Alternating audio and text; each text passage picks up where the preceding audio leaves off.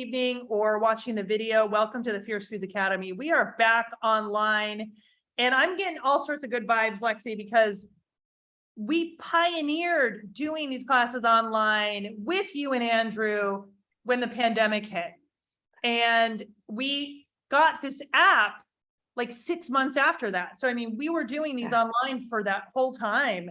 And no one else was really, everyone else was trying to scramble to figure out how to do online things. And Andrew, you rocked it, hooking up, like you figured out, you have an amazing space, like perfect for this. The way the shot lines up, like you can see all of your cooking equipment and it's just a gorgeous space.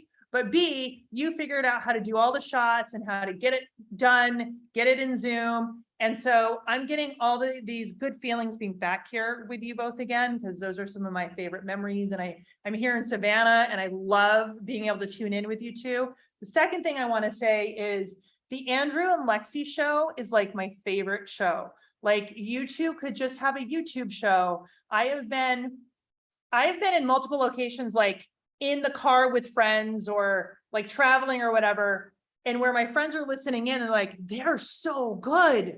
Like, I know this is a show. So we're calling it the Test Kitchen with Chef Andrew. I'm also calling it I love that. I'm also calling it the Andrew and Lexi show.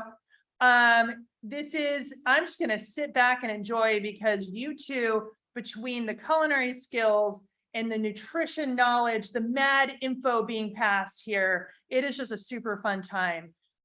So I'm Audra. If anybody sees this recording someday and wondering what's going on, I am the original founder of Max Love Project and now co-founder among the people. And I am so thrilled that almost 13 years into Max Love Project, we are here today doing this awesome work together. And I am looking forward to this class. So little housekeeping, we're recording this. It is only going to go up in our app. So it's not going to go up, it's not going to be posted on another website. So if you don't we won't share your video, but we can allow you to talk and we can also share your questions through the chat. So if you want your question to be private, please just let us know, because we can exclude it from our recording part of this, but otherwise use the chat, ask your questions. I will watch the chat for you both.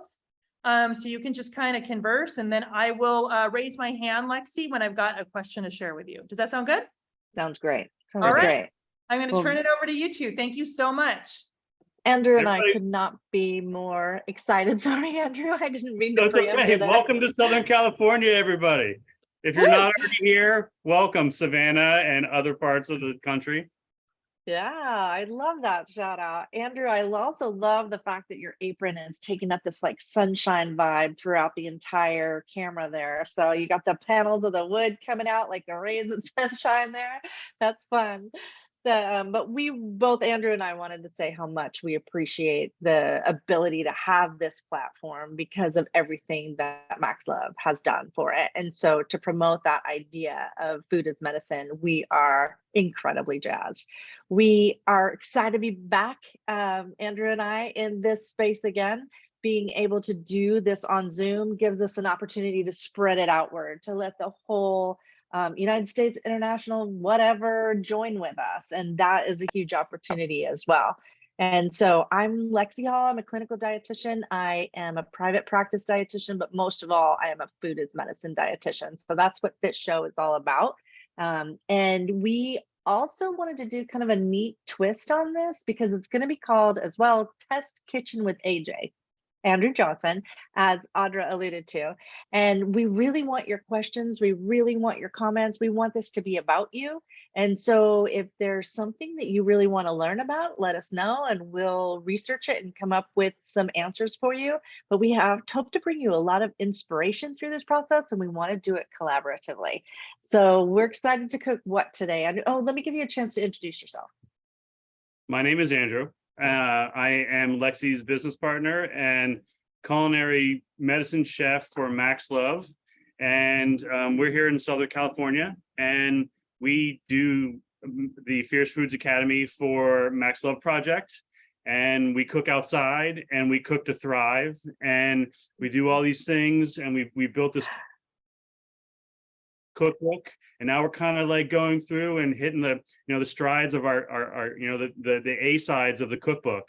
And so today it's summer barbecue, and things are going crazy in the garden, and so we're doing a Chef Asmin's version of a chicken marinade, and we've got wings going that have already been cooked for movie magic, and then we're going to do some steak kebabs. And so I'm going to show you how to be a kebab expert and the little nuances about that. So that's what we're doing today. There's some other recipes in the link, the avocado ice cream and the fruit kebabs. But these are going to be sort of like the main courses for your summer barbecue this time around. Andrew, is kebabs a back east thing? I've always heard of it kebab. Kebab is like a flights, what is it?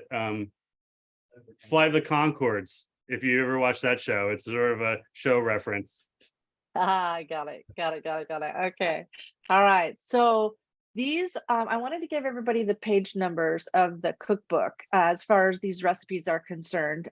One, the keto chicken garlic rings that Andrew is making today are actually not in the cookbook. So he's using that marinade recipe there, that Chef Asmin one that he was referring to. What page number is that, Andrew? Page 84. 84. Okay. And then the summer fruit kebabs, and I did that wrong, I know, but page 117, the steak and veggie kebabs, page 180, the southern barbecue ribs, which are really amazing for summertime too, is 76. That avocado ice cream in a bag is page 214. And then there's summer fruit kebabs as well. So that one is, all of these actually are huge hits in the in-person on the farm Fierce Foods Academy classes that we did with the kids. So that cookbook that I just showed you a second ago, this one, is the effort. It's got recipes in it from the last 10 years, actually, but the 120 of them are ones that the kids have voted on the most as ones that they really enjoyed, ones that we knew they really enjoyed. So we're excited to cook those for you today. And so what are we starting off with, Andrew? We're going to start off with the wings. I'm giving some props for this excursion. So we're going to start off with the wings today. And this Chef Asmin marinade is fantastic. I wish I could claim this marinade, but it's really good. So we're going to talk about wings. We're going to talk about the marinade. And it's not necessarily wings. You could do any parts of the chicken. It's just a really good. I would eat wings every day if it's possible, because I love wings. But it's really good with whole cuts. You could do like a spatchcock chicken the same way, whole thing marinated. But what we're going to start off is with the chicken marinade, and then I'm going to show you my little take on wings, and then we're going to move on to the kebabs. Okay. Andrew, do you have a favorite place to get wings? Well, yes. If you're going to a restaurant for wings, I'm a Wingstop guy. And Okay. I'm a lemon pepper dry all flats, extra well done. So like, Okay. if you got it, that's a standing order. That's straight Atlanta style. Hot Atlanta's in the house if you're doing, so that's my thing. But like, if you're gonna do wings at home, these are really good as well. So I meant, where do you buy them? Sorry to interrupt. Oh, yeah. We have Stater Brothers here. Okay. But you want to find someone that's wings are sort of an easy thing, as long as you can just find wings fresh is sort of We get them at Costco. the bit. We get them at Costco. Are they fresh or frozen? They are fresh. There can be fresh. There's in the fresh pack, same place as the other fresh chicken, but you can put them in the freezer too, because they come in a 3-pack. So if you're having a big party and use them all at once, that's fine. But if you need to chop them up and stick them in the freezer, that works too. I just wanted to say I get them at Whole Foods. in a big package. They're like the big air chilled ones, like whatever I don't know what they are out in California. Here they're Bell and Evans, but they do have organic ones there. And I just put a link in the chat to the T-Pain. Did you see this, Andrew? The T-Pain wing blend from Spicewalla. It is so legit. It is so good. I can't even begin. It is like, I've had the best wings I've ever had. So Okay. yeah, I mean, I'm sure these are going to be even better, but if you like the dry rub, yeah. Yeah, I'll have to go there. All right, so let's start this thing off. So this marinade, this is the way it looks when you've made it all together. Let's see if I can. We're going old school today. I had other camera angles, but we quite haven't figured out how to make them work. So this is what we're going to do. All right.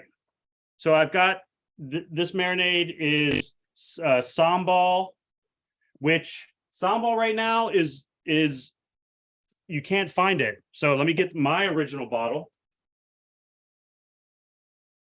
So I'm looking in the cookbook, and I think you said it was page 74. But yeah, 84. Sorry about that. For Chef Azmin's recipe for the marinade.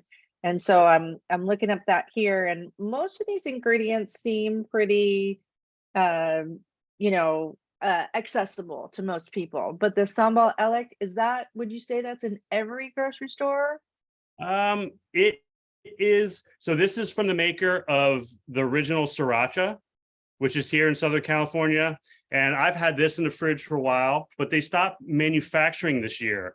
So now all these other companies have come into the sriracha space, but no one has really come into the sambal space. And this is basically like a garlic chili blend. And it's really nice because it's got like a good flavor. It's not just hot. It's got a lot of garlic in it. So if you can see, that's the sambal. But what I found, I went to 5 stores today looking for additional ones. If you find a chili garlic sauce equivalent, that's going to be a good source as well. Thank you, Andrew. You went to 5 stores, so we don't have to. I did. David Chang also makes a chili crisp, which would be really fantastic in that recipe as well. All right, so this starts off. I have an eighth of a cup or 1 ounce of raw drawn butter. You're going to do a quarter cup of sambal. And there's Andrew's hands, which are internationally certified to measure ingredients. The FDA has certified these weights and measures. So right here we have, I'm doing brown sugar, but this calls for 1/8 of a cup of Lakanto brown sugar. But I'm serving this to my family who's not necessarily diabetic like myself. And so I'm just doing regular brown sugar, but this would be the Lakanto brown sugar. You have a smoked paprika, which is really essential. Black pepper, 1 teaspoon of smoked paprika. Ounce of a brown sugar alternative, one teaspoon of black pepper, and 1 teaspoon of salt. So I'm going to go right into that mix there. And then 1/8 of a cup of good honey. This is a raw, unfiltered honey. There's certain things you can scrimp on, and you can get from the major grocery stores. Honey is not one of them. You want to go with a local honey if you can find it. It's always really good to find something that's in your area. It helps with allergens. It helps with like the local terra firma. Like the bees in the area are going to help your body and your microbiome immensely. So find something local if you can. Calls for soy sauce, 1/8 of a cup. I'm going to do a no soy. Andrew, you can do a puree honey alternative if you had to, if you're keto. Absolutely, you certainly can. Okay. Cool. And the cool part about this recipe is that it also brings into some fresh herbs. In the original chicken marinade section that Chef Azmin wrote, it's got the fresh mint and it's got the fresh basil. And that's an awesome opportunity for younger kids to get involved in the cooking process because they can use their hands and they can take those little tiny leaves and tear them into pea-sized shapes and throw that right into the marinade as well. So I've got an orange from my tree right out back. So we're gonna get that guy going as well. This is a lemon squeezer. So all I did was spin it and kind of trim the amount of peel so I can get it into the lemon squeezer.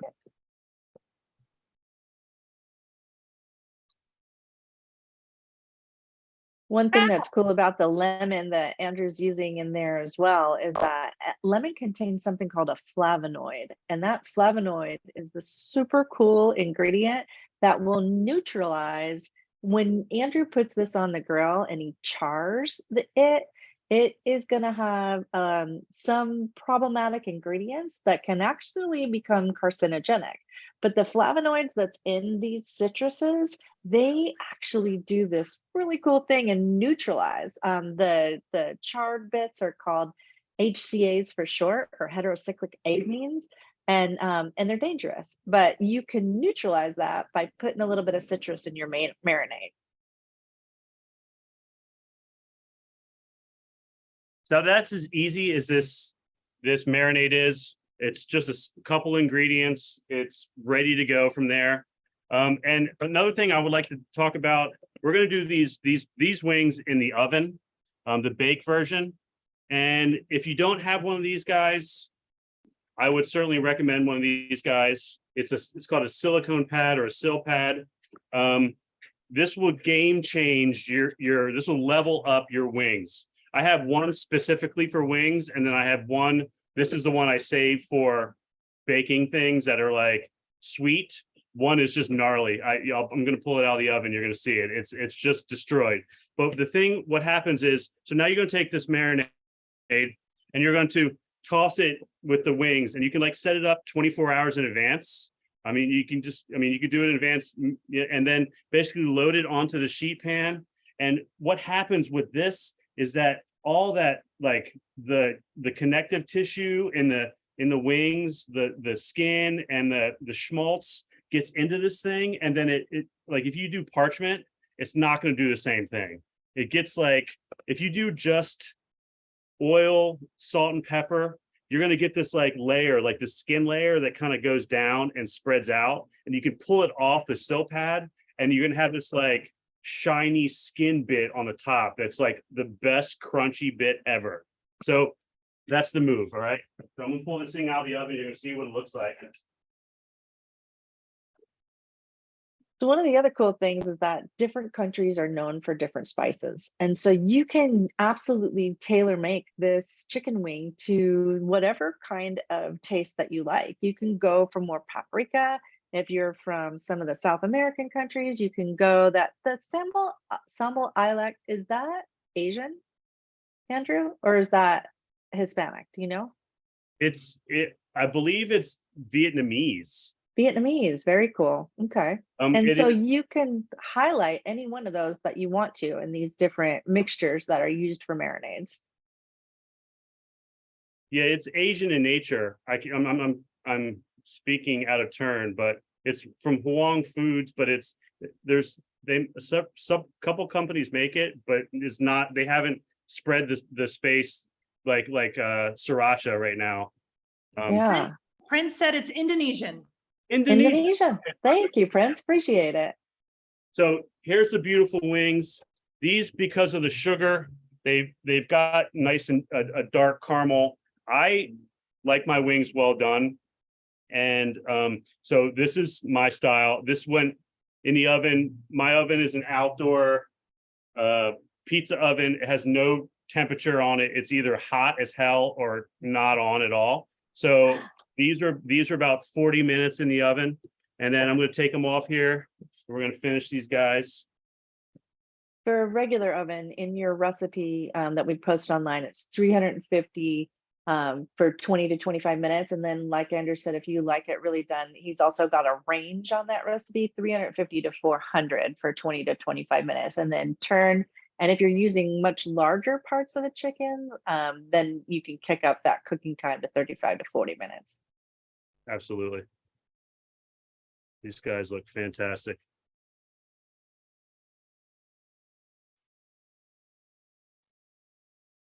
That looks great, Andrew. In terms of nutrition, for the keto garlic chicken wings, that particular recipe, we have that one on the Max Love Connect app right now.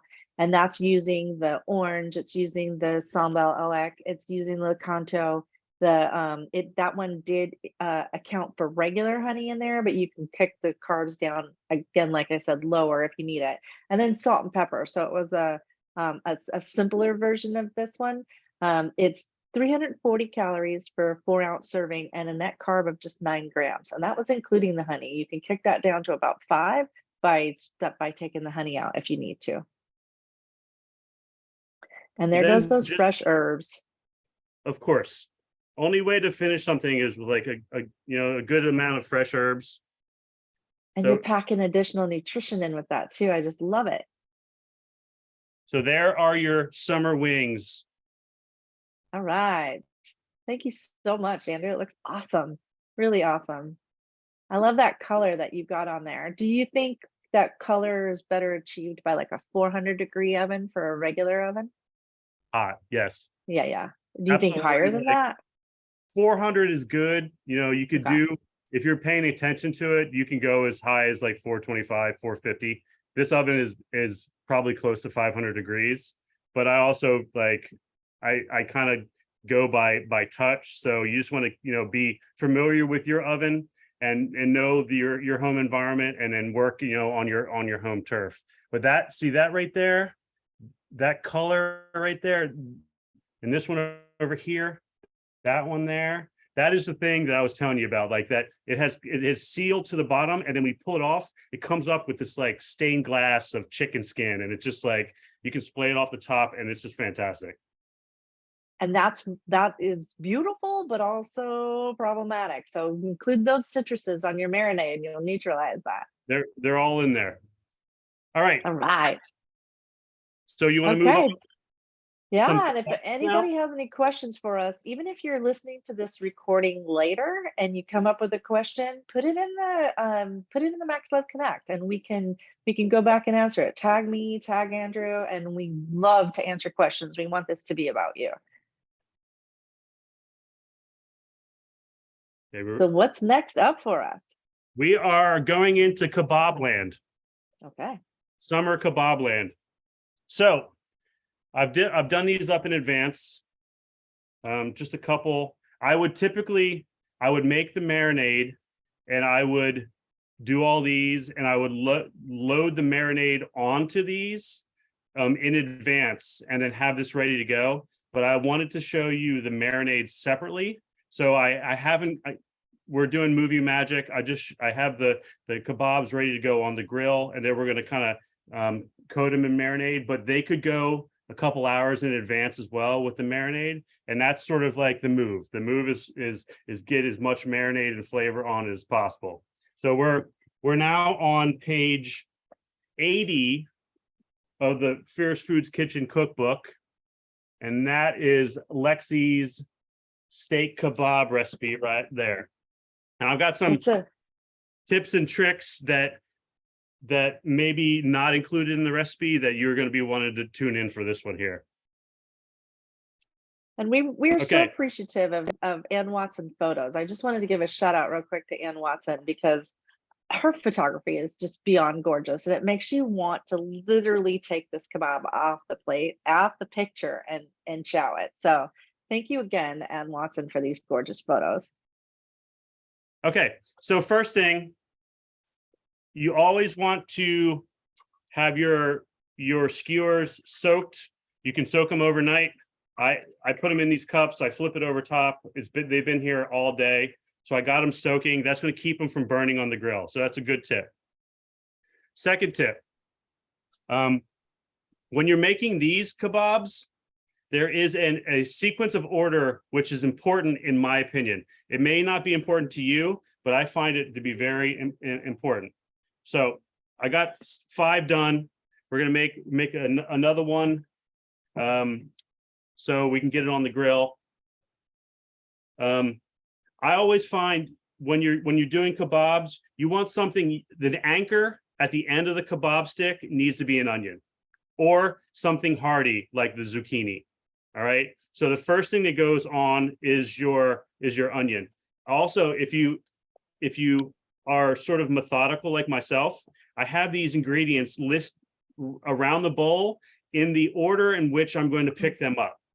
So that's also kind of Smart, get it consistent. smart. If you look at these guys, everything is in the same order for each kebab, which kind of really looks pretty. You know, it's not random. Like there's a system to it.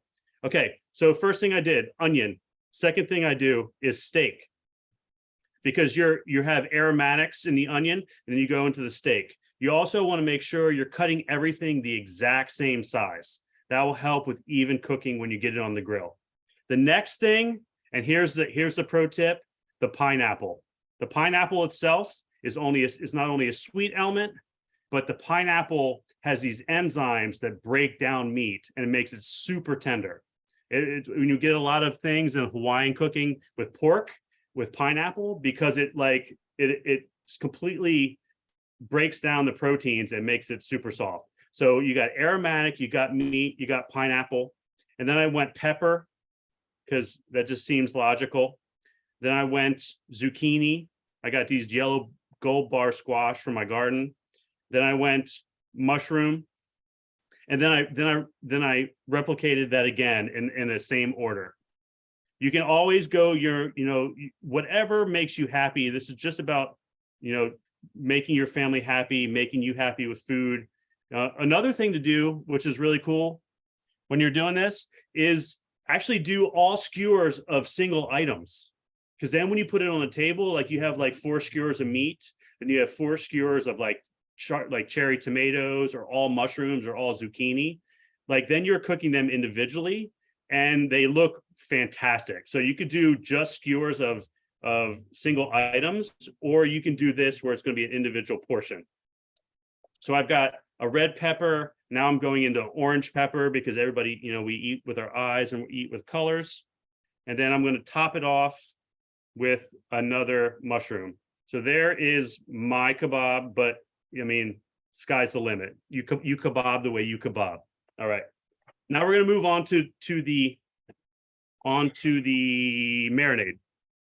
Before you leave that one real quick, I just wanted to make a mention about that pineapple. That pineapple has awesome ability to provide those enzymes that Andrew was talking about, but they can be high in carbohydrate. If you do need to be keto, you can half or even quarter that slice of pineapple on there, still get that, it's called bromelain, which is the enzyme he's talking about. You still get some of that bromelain, but you're not going to get as much carbohydrate. The recipe as written calls for 1/2 of a cup of pineapple for the whole recipe. And that provides a net carb of 13 grams. And you can cut that in half. You can also squeeze a bit of lemon, which is already in your marinade, which is also going to provide that enzyme action for the kebabs in there too. So if that's something that's needed, you can absolutely make that modification. Okay, so we're moving on to marinade.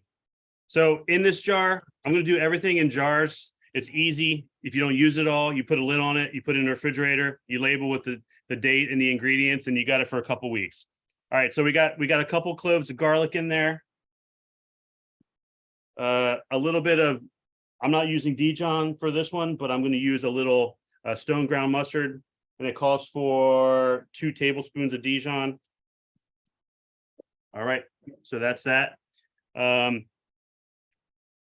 Fresh oregano, fresh rosemary, I'm doing a little bit of marjoram as well. And then my favorite, lemon verbena. And I got a little fresh thyme in there. Everything is flowering right now in California. So we're just going to go right in there in the jar. No need to chop it. I'm going to use the immersion blender. So we're going to go marjoram in there. We're going to go thyme in there. Just going to scoot that off. We don't want the stems necessarily. With the softer ones, it's totally fine. But with the marjoram and or the the rosemary, and the thyme. You want to kind of be specific. Flowering oregano, that guy's going to go in there as well. And then my favorite, the lemon verbena. If you're not familiar with lemon verbena, it is a fantastic herb. You should grow it in your home because you won't find it a lot of places. But it is, to date myself, it is, if you muddle it, it smells like fruit stripes gum. But the flavor stays longer than a stick of fruit stripe gum will stay. And it's really good for grilled vegetables. It's really good for any proteins, fish, chicken, all the white proteins, especially chicken, fish, pork is really, really phenomenal. It makes a really nice tea as well. So we're going to go the lemon verbena into there. Then we're going to hit with a little bit of lemon. So we're going to get the lemon. So we take care of the carcinogens on the grill.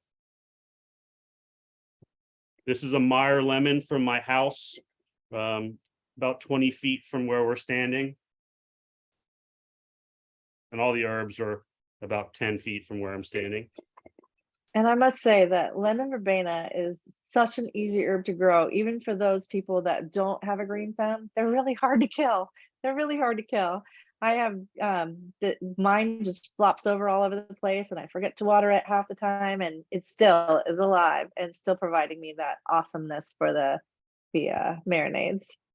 Audra's shaking her head. I think she's. So I just blew through all of the no soy. So I'm going to go with this black garlic shoyu, which is a friend of mine from San Diego. We're going to go in there as well. So, you know, this is where it comes into the pantry. You're running out of things. You can throw in a little bit of teriyaki, or you can throw in a little bit of coconut aminos. Coconut aminos. So you could go different things that would work perfectly. Into the mix as well, a little bit of lemon pepper and salt. Lemon pepper is one of those things like smoked paprika. It is the staple of my pantry. Everybody needs lemon pepper in their life. All right. Got a little And bit of this is where I love to get the kids involved in the cooking process. If your child doesn't feel as though that they can handle eating a whole pepper or eating a whole, onion or whatever it is that you've added there, just being able to explore some of these tastes and flavors is a huge win. Just being able to here, smell this oregano, see what you think. What do you think? And start to give them a language around it as well. What do you think that flavor smells like? What do you think it tastes like? Do you want to give it a lick? You know what I mean? And then just that exposure as you're cooking, and that interest in the creativeness and the wonder of all of these different tastes can get your child slowly to the place where they'll more likely be inclined to put it in their mouth. Like I was saying, this recipe not only has got some fabulous carbohydrates to it with all of those nutrients from the zucchinis and the carrots. They're just huge immune supporting nutrients. But they've also, with this recipe, each kebab has 18 grams of protein when you're looking at about 3 ounces of meat per skewer. What deliciousness are you adding now? This is a really good olive oil. So this was a present from one of my students. So It looks so thick. It's just the nozzle is like tiny. Got it. It's not as thick as you would like to see on camera. So a good olive oil, and then a good balsamic as well. A little bit of balsamic in there, about a quarter cup. So if you lived in an area that didn't have access to such awesomeness like you do with all of these different providers, if you were in a regular old grocery store, is there a brand of olive oil that you like? You have to look at the label and find something that is first pressed or cold pressed or as local as you can find. Maybe something from California. There's some oils that are, if you're going to like be frying or you're going to be, doing different things, like there's some oils that don't make a difference. But when it comes to making certain, salad elements, you're making, your vinaigrettes that you're going to eat from scratch, having really quality oil is important. I mean, we're going to grill this, so I don't have to use such a nice olive oil. But just try to find something that is local as you can find, and then look at the labels, kind of know where it's coming from, know how it's being processed, and just kind of use your gut feeling about like the organization, and figure out something that's going to be best for your area.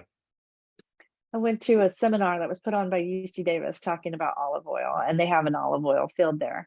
And they talked about the fact that a lot of different grocery stores in the United States now are using a pressed by date. So spin your olive oil over and look for a pressed by date, and try to go 1 year from that pressed by date max.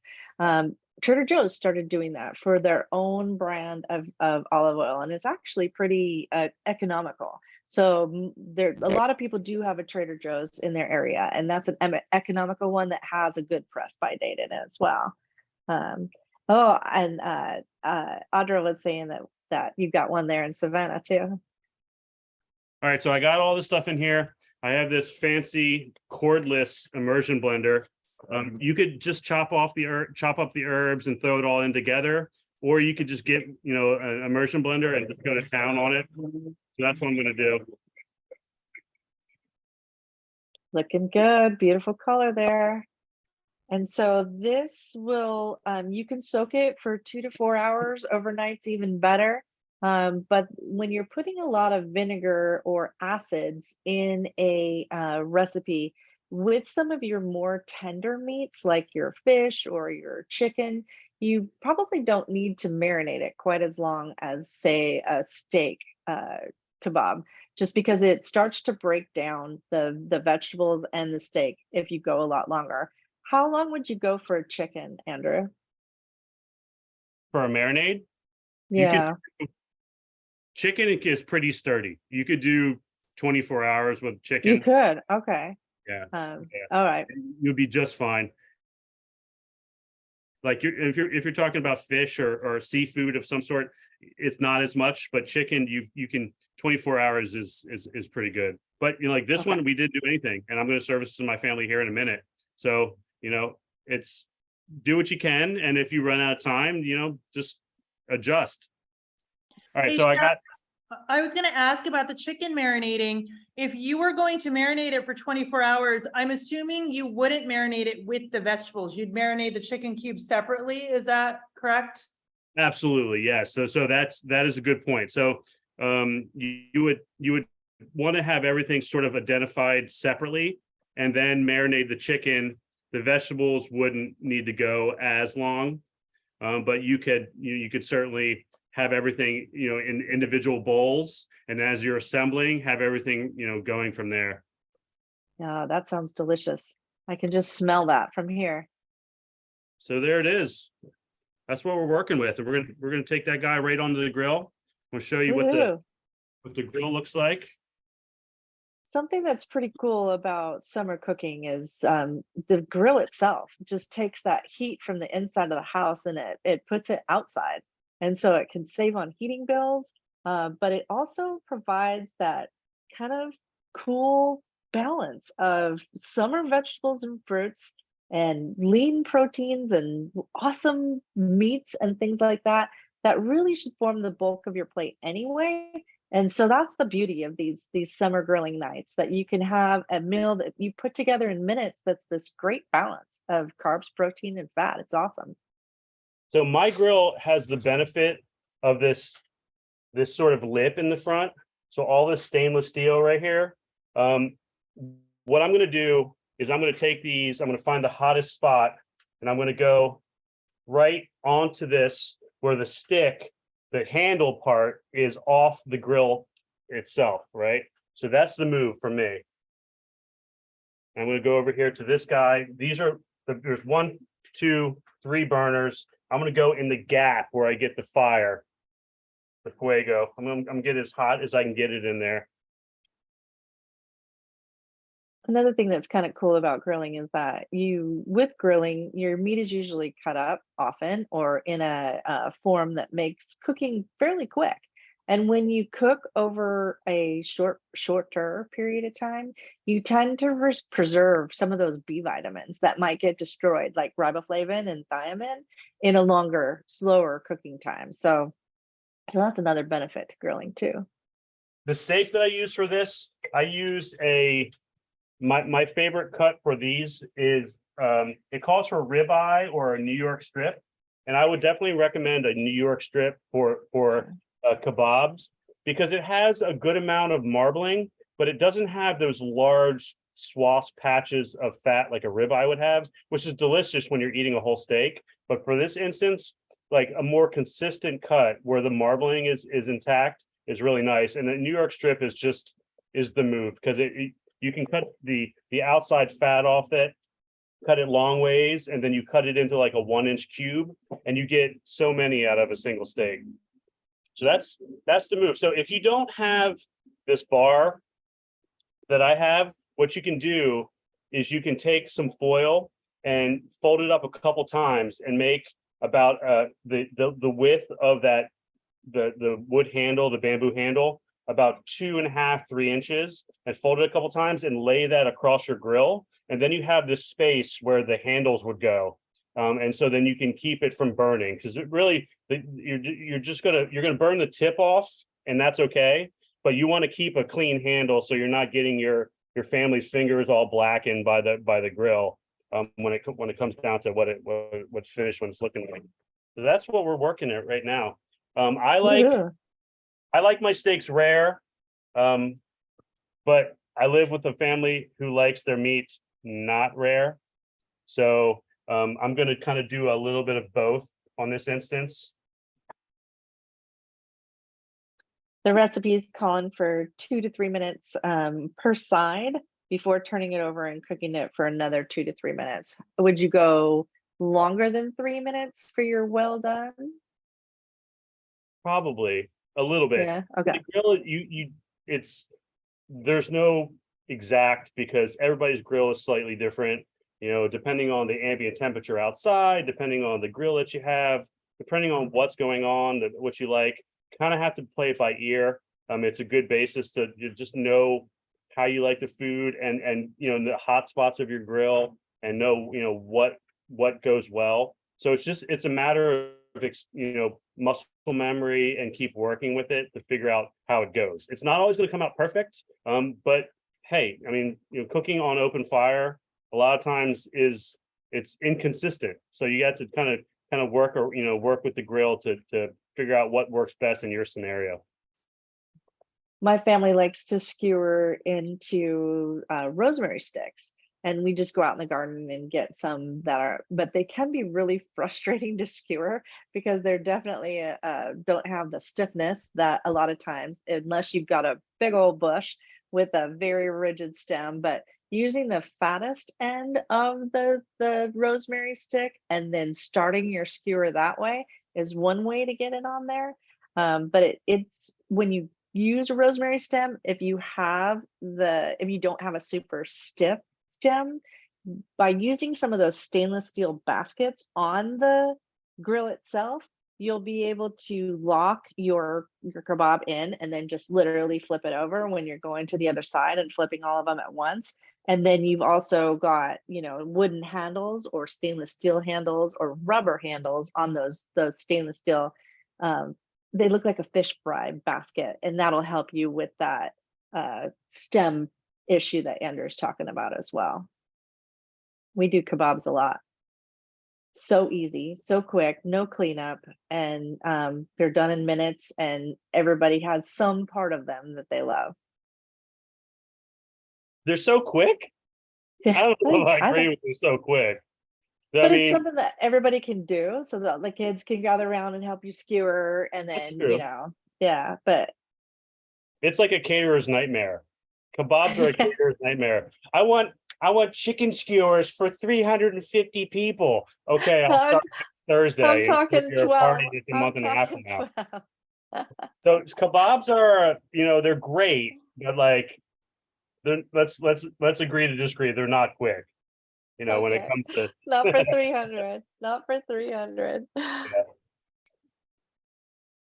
So these are looking pretty good. So if So I- you're doing chicken, do you have any tips for us, Andrew, as far as making sure that your chicken is cooked all the way done, other than literally taking one off and testing it?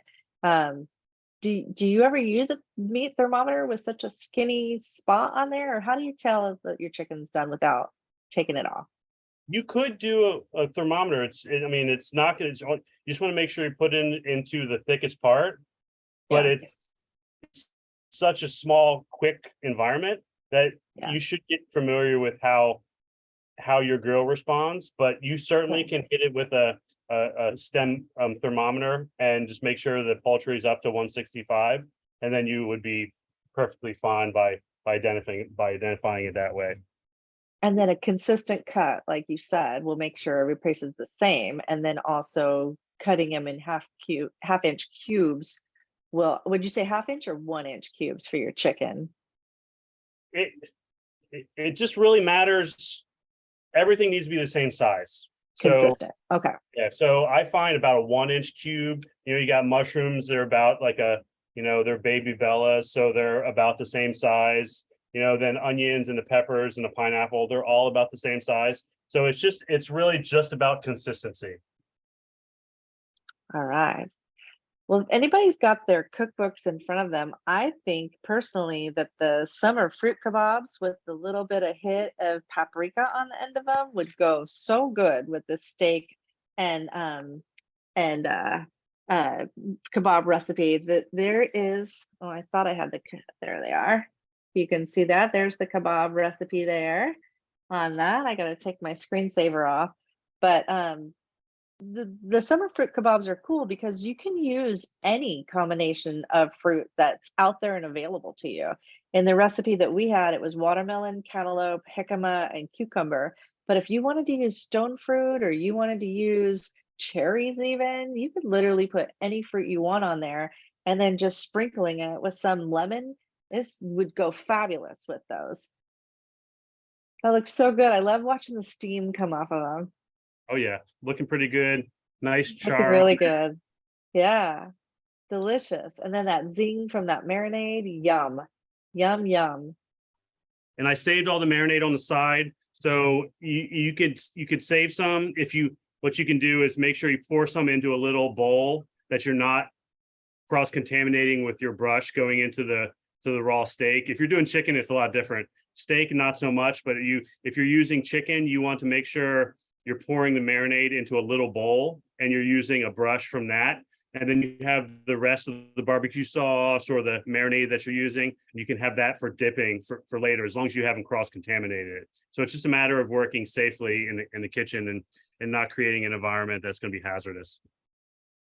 You're getting so many minerals, so many vitamins. I mean, I see that steaming plate of beautiful, beautiful food with all that color, and it's just like little bits of messages are coming off of that thing into your body, into your brain, that are just lighting you up. That color is amazing. I see quercetin from those onions that are going right in there, little ninja fighters for your immune system. Those bell peppers just rocking that vitamin A. Our skin is just loving that with all of the, sunshine and everything else. That vitamin A is coming in and doing its repair processes. That vitamin C hopping throughout there, iron making you strong. I just love it. All right. Well, welcome to summer, everybody. Yeah, welcome to summer. Woo!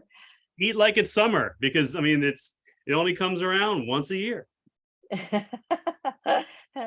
So what else do we have in this cookbook that we can do for summer? We've got summer barbecued ribs, and that comes with a fabulous peach habanero barbecue sauce that Chef Kathy made. That's one. We got avocado ice cream in a bag. If you've got kids saying they're bored and during summer, those ingredients are quick and easy to come by, and you can put that all together and have them squish in those avocado, and got a craft going there too. And Audra, I saw something recently Fruit with popsicles, Savannah. really good. Fruit popsicles. Oh yeah, that you made last year with apricot, and they were so beautiful. I'm trying to find real quick that picture Is there good because peaches there they in are. Georgia? Is that where there's good peaches? In Georgia? We get our peaches out in Georgia. Yeah. Oh, Except for perfect. this year where we lost 90% of the crop because we had a horrible freeze. So That's it was horrific. really There's some of those popsicles for you. And that's on gorgeous. page 208. So they were gorgeous with those peaches in there. Gorgeous. Amazing. And out here, one thing I think, Lexi, you're going to ask about for the avocado ice cream, one thing that we've been doing, we did fruit granitas. Oh, Yeah, if parents want to add tequila to it, you can, that's your choice. If you wanted to, you can, but if not, it's a great way to get in electrolytes and all these, phytonutrients that you talk about. But we use these frozen platforms.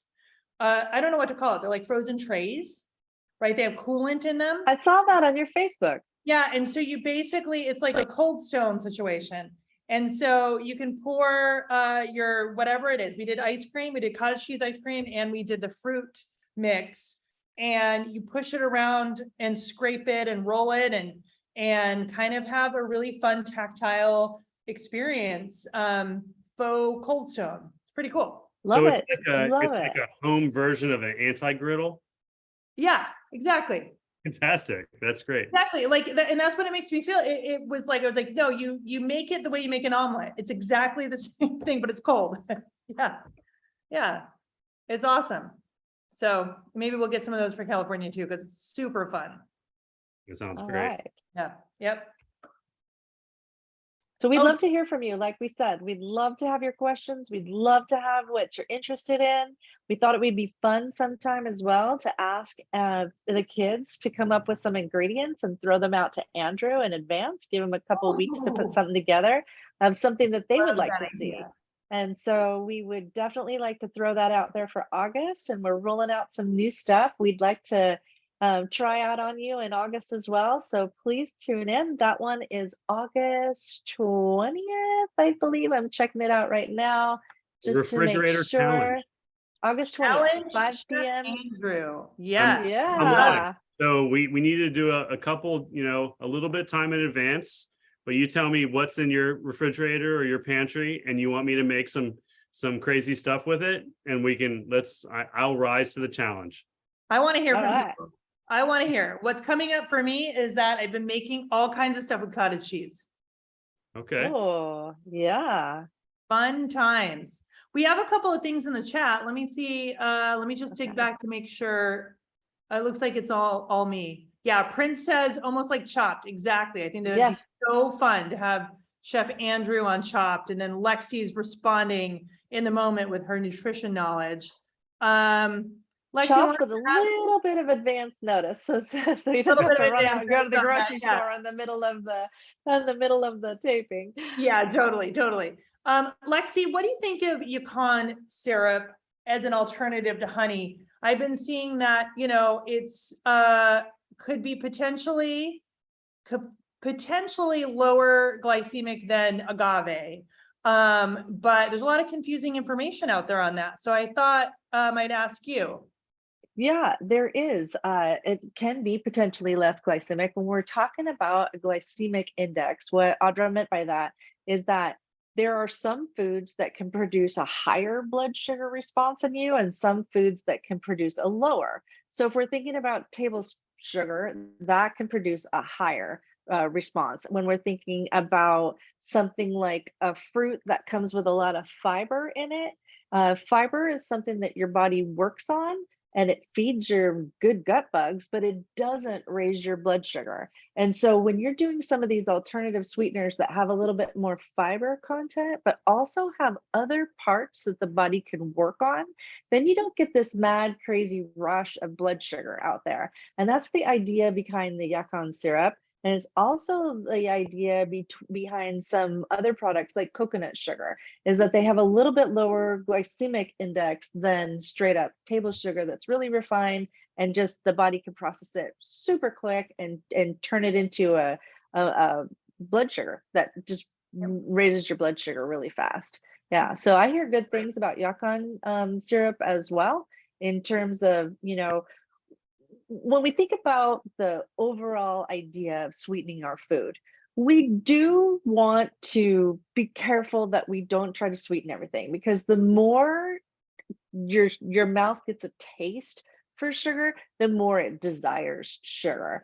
And I'm telling you right now, that is my thing. I get a taste for sugar and I just want to eat it all day long. So I can, contest to that one right away. But when you we do, it's absolutely no problem to have a little bit of these sugar ingredients in our life, but we want to get the most bang for our buck. So if we can get something that has a little bit of sugar in it, that has some fiber, that has some nutrients, some vitamins, some minerals, then we're so much better off that way versus straight up table sugar. And so yacon syrup can fit the bill in that direction with that. Very cool. Very cool. Great information. I added for the kabobs, one of my favorite things to do. So if anybody's looking to keto fight or like really needs to up their ratio of fat on that, I added a recipe for a cambozola cream sauce. So we used to do this delicious cambozola. And my understanding is that cambozola is camembert with gorgonzola. Am I right about that? To make the cambozola. So it's a higher fat gorgonzola.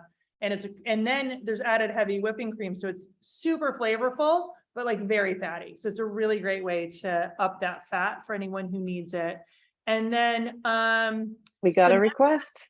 Yeah, Samantha says Liam suggests sushi and types of burgers, like a burger challenge.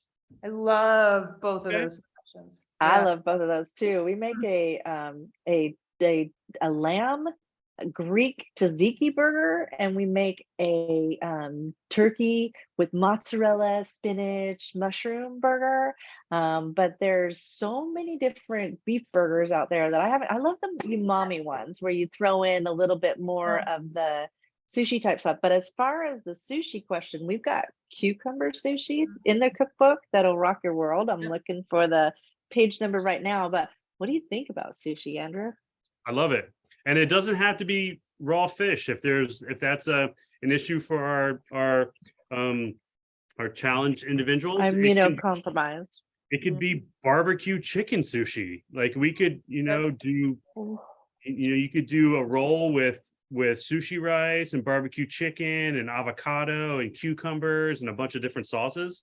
Sushi's fun to make. Spring rolls too. We could do spring rolls as well. Really well. I had a smoked chicken cannelloni the other night, and man, oh man, was that good. I would love to do a smoked chicken sushi. That sounds unbelievable. We're gonna fusion everything up. It's like, thank you so much for that ask. Yeah, I can see Andrew with like one of those bell things they use in like fancy bars over the sushi, literally smoking the entire sushi roll. Yeah, we're gonna do it next month. That's awesome. All right. This is great. Thank you both so much. You're incredible. I feel so uplifted seeing you this evening from across the country. Thank you. I just love, admire, appreciate you both. And to our attendees, thank you for joining us. It's just so wonderful to be unified in Fierce Foods across the country. It's just feels so good to me. Thank you. It's a community that we just love to be a part of. So we're so grateful for people who sign in with us and have that passion as well. So thank you for being here. Awesome. Thank you. Hopefully I'll figure out the action cam angles for next month, and we should have it all ready to go. It's going to be amazing. Yes. It's going to be amazing. Yes. Yep. Thank you both. We'll get this posted. See you on August 20th. All right. See you soon. Bye, everybody. Bye.